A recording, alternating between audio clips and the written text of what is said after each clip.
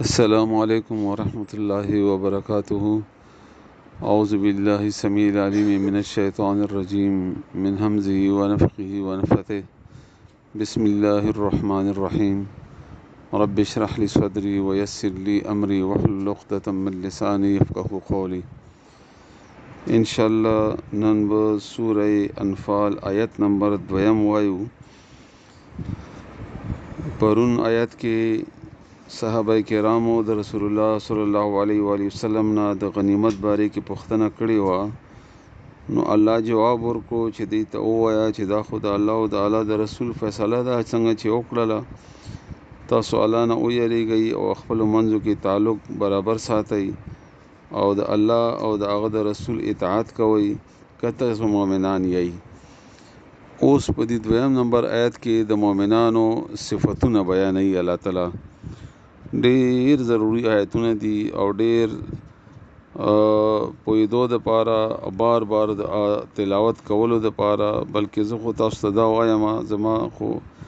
الحمدلله شاګردان یې، زما خبرې به ان شاء الله قدر او قیمت وي چې تاسو دا آیتونه د 2 او د 3 دا خامخا بار بار وایي، بار بار وایي او بیا خپل ځان په میچ کوي چې کم مؤمن الله تعالی دلته خودلې ده. آیا زموږ ایمان دغه ده؟ کچېرې زموږ ایمان دې سره برابرې خوري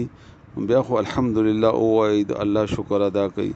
او کچېرې زموږ ایمان داسې نه وي نو بیا په دې باندې سوچ پکار دی، په دې باندې عمل پکار دی، عمل کولو کوشش پکار دی. الله تعالی دې موږ تاسو هم د قسم مؤمنان کی څنګه چې الله تعالی په دې 2 نمبر او 3 نمبر آیات کې الله صفاتونه بیان کړی دي او 4 نمبر کې الله تعالی بیا ویلي دي چې د حق مؤمنان دي.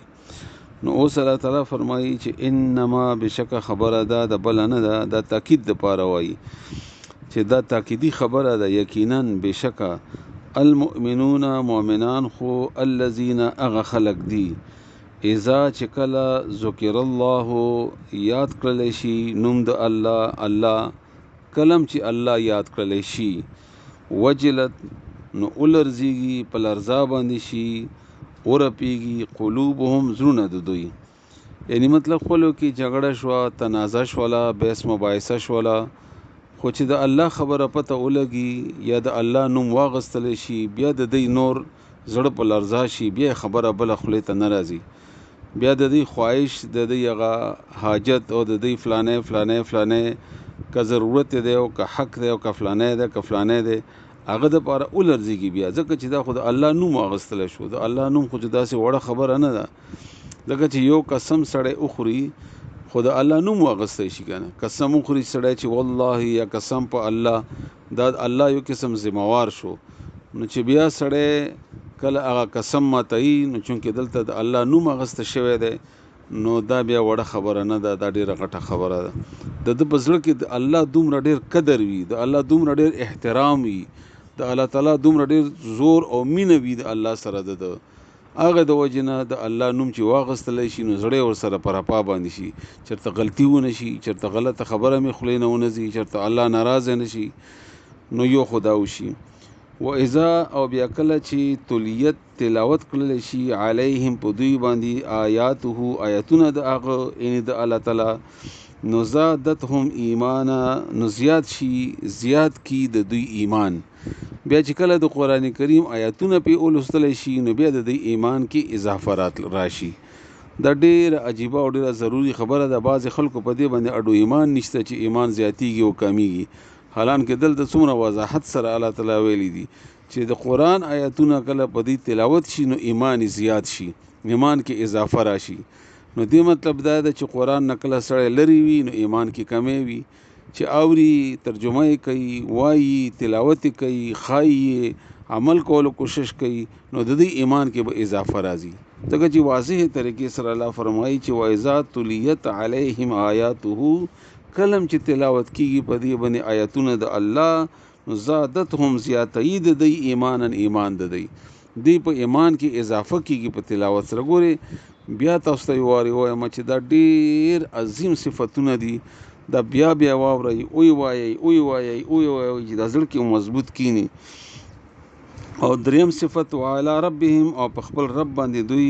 یتوکلون توکل کوي ځان سپاري ځان په خپل وسایل باندې نه سپاري خپل وسایل اهمیت او قیمت او صلاحیت قیمت نه وي بلکې الله باندې ځان سپاري الله څنګه خوښوي الله چې څه وکړل الله چې څه راکړل الله تعالی چې څه فیصله وکړه توکل او باور ټوله په الله تعالی باندې اوس تاسو د درې وړه صفاتونه یو وری مختصر بیا وورئ ټولن اول دا چې بشک مؤمنان هغه خلق دي چې الله ور یاد کړل شي نو زړه په لرزا شي دویم چې د قران آیاتونه په تلاوت کړل شي نو ایمان زیات شي دریم او په الله باندې توکل کوي ځان په الله باندې سپاري په وسایل او یاد بل چا په زور او په قوت او په پارټي او په تنظیم او په نور صلاحیتونو باندې اعتماد نه وي اعتماد په الله ذات باندې وي د کس ایمان ایا الله تعالی ته موږ ته د کرنګ ایمان راکړي الله ته موږ ته د کس ایمان راکړي الله موږ ته د کس ایمان راکړي امين ثم امين انما المؤمنون بشک خبر ادا د بل نه دا المؤمنون مؤمنان چې دي الذين اغه خلق دي اذا کله چې ذکر الله یاد کړل شي الله الله تعالی وجلت پلرزا شي او یریږي قلوبهم زړه دوی و اذا او کله چې تلیت تلاوت کړل شي علیهم په دوی باندې آیاته آیاتونه د هغه ان آیاتونه د الله زادتهم نزیات کی د دوی ایمان د دوی په ایمان کې اضافه وشي وعلى ربهم او دوی په خپل رب باندې یتوکلون ځان سپاري